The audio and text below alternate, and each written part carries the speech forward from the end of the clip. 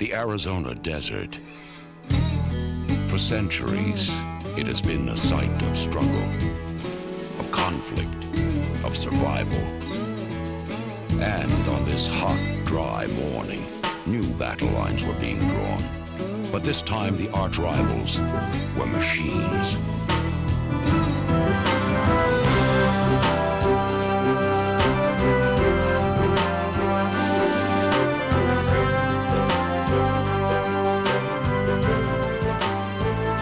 It has become the stuff of legend, this rich rivalry between red and green. Yet with every advance in technology, every stride in performance, the battle is giving new life.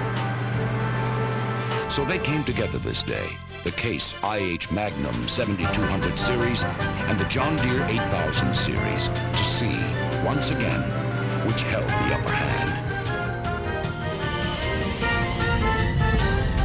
Gathered for this contest, a group of farmers from across North America, many bringing extensive experience with both brands.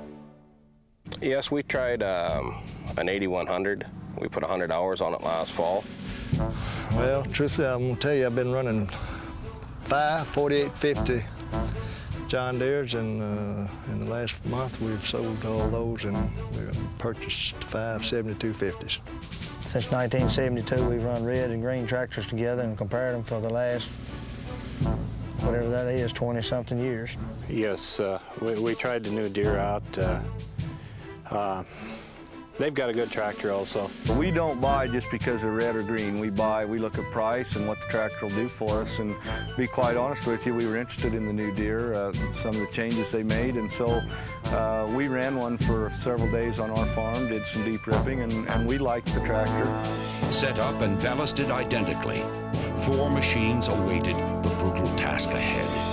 A Magnum 7220, a Deere 8100.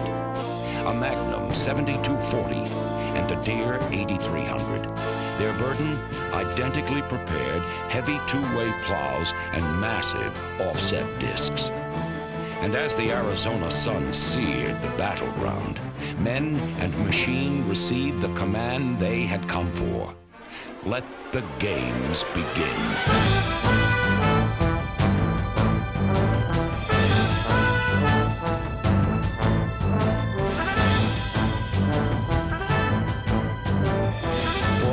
Upon hour, the rivals worked the dry, dusty soil.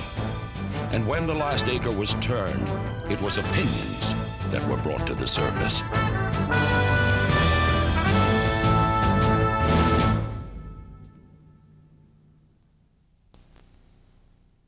There's no denying the strength of a first impression.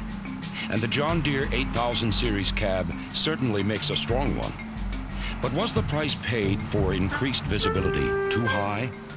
The first difference that I noticed going from the Magnum to this John Deere is the increased visibility in the Deere. I like that. I'm going to have to compliment them a little first. I do like the view. You know, they have what they call the wasp waist, and I do like that view. The visibility is good. We're not in a row crop situation, so that's not as much of an important factor as maybe with some, but another thing is when you get your monitors in here, you're going to block off most of your area anyhow. I think the bad part of it is they've narrowed this down so much that they've had to put all their gauges over here, which I don't particularly like. I think some of them could be there, but I think your fuel gauge, your oil gauge, your water temperature, you know, it should be here in front of you where you can see it. I just found myself pulling my line of sight from where it needs to be, which is most of the time straight ahead or straight back. When you're looking at your implement or you're looking at where you're going, you know, everything is off to your right. With all the gauges and everything on this side, that was a little different too. It's nice to be able to see the wheels, but it's kind of hard to look back over this way each time and spot what you're looking for. Suddenly, the Deere's new cab design appeared vulnerable. Compared to the proven Magnum cab, were there other shortcomings in the Deere cab? They don't have an exhaust temperature gauge on here either, which is an important thing, which, as I understand it, it's not an option even. The pyrometer is the thing that really stands out in my mind that they left out in the John Deere. And We depend almost as much on exhaust temperature in operation of our tractors as we do tachometers. And everything is more or less an awkward reach for me. The hands up, or it's either going to be a thumb-operated thing. With the Magnum, everything's close beside, right down the side of the tractor, and they don't move away from you. I prefer the Magnum seat. I think I've got a better ride and much better positioning. Sitting up, I don't get the support on the upper back on the seat here. We're getting some drivetrain noise or something. This cab definitely isn't as quiet as the Magnums. The Magnum was definitely Quieter a tractor. quieter tractor. There was a whine in the Deere that may not bother all people, but it bothered me. I had a little trouble getting the door closed on the John Deere. It's heavy.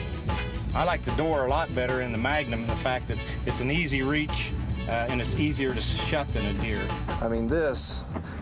Already. And, just from being out here and using in the field, things are starting to peel and wear away and that type of thing. And it seems like a bunch of plastic for me for a tractor. When I got in this tractor, I felt like it was a lot smaller tractor, even though they're about the same horsepower, but I felt like it was a lot smaller tractor. I just get in the Magnum, I feel like it's a tractor. The first and most obvious battle was over. The Deere cab had drawn first blood, but the backlash had been fierce, and it appeared the showdown was just beginning. Round 2 began the moment each farmer laid hand on the shifter. While the Magnum was equipped with its proven 18-speed power shift, the Deere featured a radically new electronic 16-speed power shift. And after hours of high-load, full-throttle power shifts and subtle, low-speed direction changes, there was no shortage of opinions. The shifter location I like better on the John Deere, but the way the transmission works I like much better on the Magnum. The Magnum is a very smooth shift. The John Deere depends on what gear you're going to. Some are smooth, some are not, and we're told that they can't adjust that out of it. It's the way the transmission is built. And the more load, the more severe the jolt, and slowing down, detenting through the gears seems to me to be worse, which that's a problem they're gonna have to solve. The biggest thing I noticed with the shift was I think it was between 6th and 7th, there's an awful gap in speed range. And it's quite a jerk, especially like when you're plowing stuff, you got her in the ground pretty good. There's an awful sudden jerk on her. I don't like the shifting quality of the green one at all. You've got too much hesitation, too much, from 1st to 6th is very, very erratic and rough. After you get to 6 and get a load on it, it's pretty decent, but you still got every once in a while, you've got an erratic shift in it. You don't know which one it's allowed to be. And your Magnum is the same shift every time. You know what to expect out of it. The John Deere basically is a rougher shifting tractor. It's there's a little pause in between. I think it's between 6th and 7th gear that you don't know if you're going to go right away or if it's going to stop. It's got a real good philosophy, but you haven't got very much for shifting levers. So you've got very small radius to shift here. Not super wild about the finger toggles. I think I'd rather have something that I grab hold of. I know where I'm at, which lever I've got a hold of, as opposed to something down where you feel maybe like you're playing a video game. I felt more comfortable with having a hold of a lever instead of bumping a little button up there. On the Magnum, when you reach, if I want to know, I can reach and grab a hold of the gear shift and know that I'm approximately in 8th gear. Right there, I grabbed it, and I am 8th gear. It's a feel you get from the tractor. On the Deere, you have to look for a number. You don't exactly know what gear you're in until you do look. Handy, just seem to be able to find it without looking.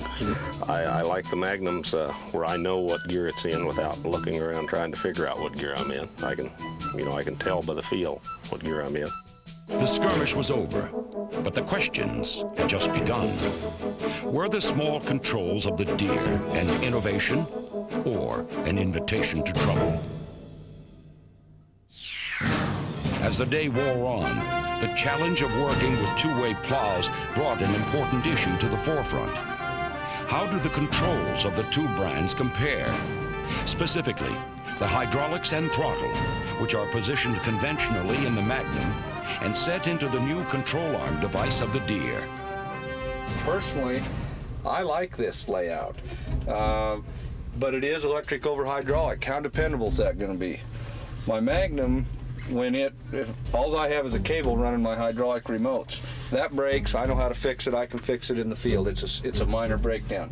This electric switch breaks down, that's not going to be so minor, and I'm going to have problems. You know, I like the bigger hydraulic levers. I'm not saying they got to be this big, but I don't like the little short ones that Deere has. I think they went too far that way. This is basically a good idea, but when you're running these buttons, it's awful easy to get over into the wrong cylinder. I like a lever that you can, grab a hold of and have some feel to feather with. It's not that easy to find that throttle linkage. Emergency standpoint from a tractor, you need something to be able to damn near stop it just like that. This, I think, is probably a good idea, on the console here. But for me, and I guess this is, it'd be up to different people. What one guy likes, maybe another guy. The little throttle is just too little. The little shifter is, he's just awful tiny for me. Again, the ingenuity of the Deere was dealt a surprising blow. But as the showdown passed the midpoint, the next round promised to put high tech behind, because round 4 was about power. With the equipment running deep and the soils varying drastically, the torque rise and recovery capabilities of these engines were brought to center stage. The Cummins engine has more lugging power, you can tell that. She stays right with it. If you do lug the Magnum down, it'll recover much faster than the Deere will. It's one thing nice about the Magnum. If you get into a hard spot or something where it's got to lug down work a bit, it'll kick right in and work there. The John Deere, it never seemed to really have a good solid RPM. It would start dropping off and drop and back up again. And You get into the lug situation, the Deere is greatly improved over what it was, but it is not equal to that Cummins engine yet. There's no comparison. The Magnum just burns a lot less fuel and does just as much work. Yeah, this last summer we had the 8400 with a 6-bottom plow against a 7250 with a 6-bottom plow also, and the difference in the fuel was 10 gallons difference per day, more on the 8400 than the 7250. On the same applications, we find we save about 10 gallons of fuel a day with the Magnum. Well, yeah, it saves you some money. Yeah. Of course, a single day does not determine a tractor's true reliability and durability.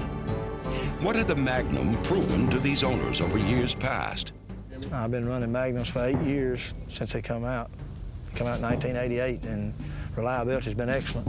We're approaching 15,000 hours on our oldest one, and we've never had the drivetrain apart on it. The power that the tractor has maintained is in perfect conditions. I mean, it just works beautiful. I really can't think of any problems we've ever had with any of our Magnums. We've had 5 of them. These tractors are built. They're built to last. They're built to go to the field. They're built to stay in the field. I guess we felt comfortable with the Magnums. We knew what they do fuel consumption-wise. I guess they're proven. The Magnum's been out 8 years. It's a proven commodity. Deere, I think, has got a good tractor, and in a couple years, it'll be a proven commodity too. But when we're out there trying to plant corn or cultivate or whatever, I don't want to be the guy that gets all the bugs out of that new tractor for them. While they all agreed that the Magnum engine brought the most to the party, several testers were even more concerned about a crucial feature that the Deere left behind. There's no shut-off on this if the oil pressure ever drops. You get the chaff on the screen, and of course you're looking backwards because of the pull-type combine, and first of all, you'll hear the audible alarm go off, but then she kills her, and there's no way of getting into trouble that way. This switch has saved us a lot of problems. I think it's a good feature. As far as the shutdown goes, I mean, it's like we were talking about earlier. I mean, I don't think the tractor should be built without one. The critical engine round was finished, and this time, the decision was even more clear. The showdown was taking on a very red edge. The setting of the showdown was not a friendly place. The tractors would encounter 14 inches of loose soil one moment and unforgiving hard pack the next. What better place to test steering and traction? Oh yeah, you're probably in some of the toughest dirt you're going to see. This ground don't freeze, you know, and you got to work it to death, real basically. And everyone thinks Arizona's sand, but it's not. When I was pulling the disc in that loose ground, I could kick the mechanical front out, and the John Deere would almost spin out. The Magnum would keep going. I could not pull the disc without the mechanical front on the green one and the loose, and I could with the Magnum. Well, I noticed the discs. I shut the front wheel assist off on both tractors and almost stuck the John Deere. Fact is, I really did. I flipped it back on before he did stick, but the 7220 he kept on going. Not as fast, but he kept going. With the offset disc, I felt that the John Deere wandered a lot. Just wanted to kind of squeamish around the field a lot. I noticed we were in very soft dirt on the other side, and the front end I was oversteering on the John Deere because it was felt like it was floating. Mm-hmm. Yeah, it just kind of ride in that loose dirt. That's one of the things we really noticed when we got the Magnums. How good they steered. The Magnum definitely has a better feel on the steering than the John Deere did. John Deere, to me, this is more like back to our old 4020, where you didn't know where your front wheels were. It was loose. You seemed to work harder on to keep it where you wanted it. When the dust settled, it appeared the Arizona desert had claimed another victim, the handling and traction capabilities of the Deere 8000 series. As these rivals slugged it out in the heat and dust, placing filters, belts, and fluids under tremendous stress, another vital question arose. How does the serviceability of the two brands compare? We like our Magnum for serviceability. It's a simple tractor for us to maintain and operate. I have to agree that there's very little service needed on them tractors, and the main reason we drive one is durability. Easy service accessibility on the case is much better than it is over the John Deere, and I was very much surprised at how hard it was to service that John Deere. You think you can take that hood off by yourself? No. No, that's not unless I was allowed to. That's what, if you don't care about skinning it up. Yeah. What we want you to do is go up and just toot the horn about 3 times when you've got your hood open or off and side panels open, right? So you 2 fellas are going to take care of the Magnum. You 3 fellas are going to take care of the Deere. We figure that's fair. Let's go. We're ready. Okay. Ready? Go. Now don't forget to unhook this wire.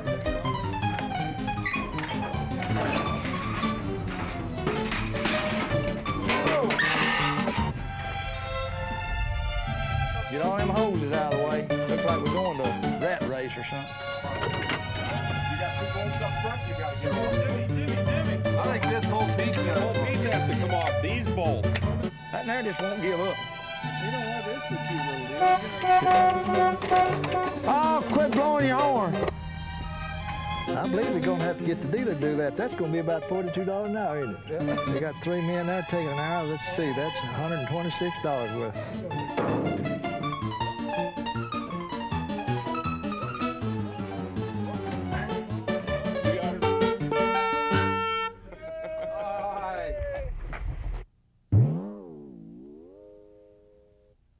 The long, grueling day was nearly complete. Yet as the interviews wound down, a larger question remained. Did the participants feel the showdown was a fair comparison? This is, I'd say, a true test, yes. You're under same ideal conditions, ideal implements. You can't do a fair comparison. And with them both ballast up the same and both same horsepower, it's got to be a good comparison. Putting them side by side like that in the same conditions, it seemed to be about as comparable as you could get. Especially jumping out of one and getting right into the other one, as opposed to, at homes a lot of times a dealer will bring a tractor out and you'll work a little bit of ground, and a few days later another dealer may have one available and you can bring it out and try it out. It's nice to be out here where you can jump right out of one and into another one and put them through the exact same conditions. This is the right thing to do. Get farmers out here and look at it. Both brands had been pushed to the edge. The operators had drawn their conclusions. In the overall assessment, could the Deere 8000 series stage a miracle comeback? Or would the Magnum 7200 series hold its lead? My personal opinion is that the Magnums are very simple. I mean, they don't have all those gadgets that you have to play with. The first thing I noticed, like I said, going from the Magnum to the Deere, you get in, and the first thing you see is, wow, you've got all this space. But then then I look for my gauges, and they're not there.